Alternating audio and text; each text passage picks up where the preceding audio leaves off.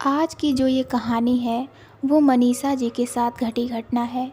वैसे तो वो देहरादून में रहती थीं, पर छुट्टियों के समय जब वो अपने पूरे परिवार के साथ अपने गांव गई थी, तब उनके साथ एक ऐसी घटना घटी जिसे याद करके उनका दिल दहल जाता है। अब यह कहानी मैं उनके ही शब्दों में जारी रखूँगी। मेरा नाम मनीषा है और आज हम बड़े खुश थे क्योंकि आज हमारा पूरा परिवार गांव आया हुआ था। मेरे परिवार में मेरे मम्मी पापा, मेरे 2 भाई और मेरी एक बहन थी।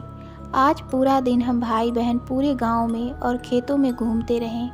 पूरा दिन घूमने के बाद हम शाम को घर वापस आए। थोड़ी देर अपने दादा से कहानियाँ सुनी और फिर खाना खाकर सो गए।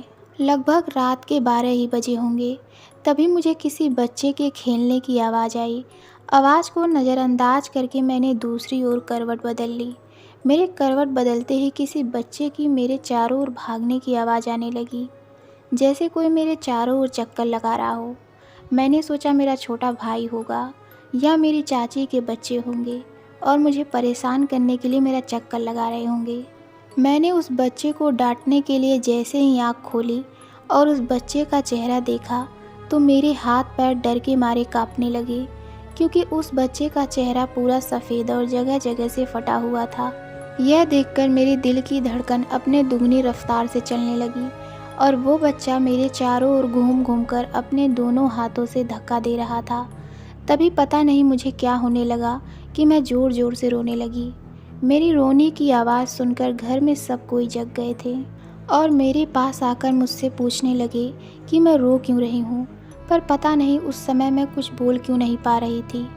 मेरी ऐसी हालत देखकर घर वाले समझ गए थे कि कुछ तो गड़बड़ है, और हैरानी की बात तो ये थी कि घर के सब लोग वहीं पर थे, पर वो बच्चा किसी और को नज़र नहीं आ रहा था और वो बच्चा अभी भी मेरे चारों ओर घूमे जा रहा था और मुझे देखकर मुस्कुराए जा रहा था।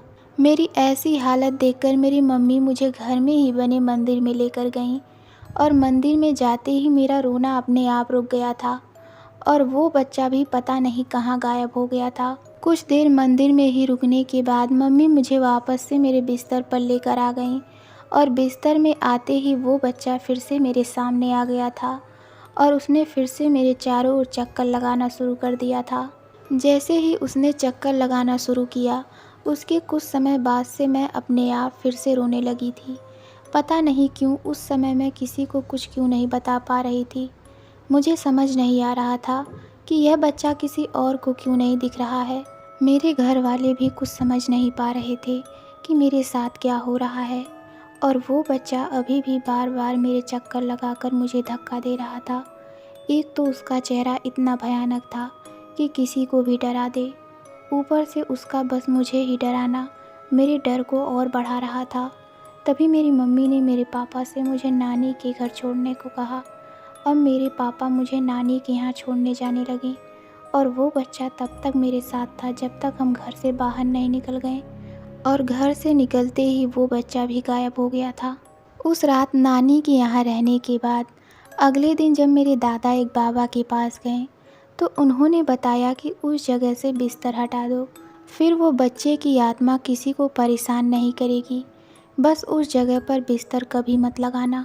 तो दोस्तों, आपको ये कहानी कैसी लगी हमें कमेंट में ज़रूर बताइए। तो मिलते हैं एक और नई डरावनी कहानी में। धन्यवाद।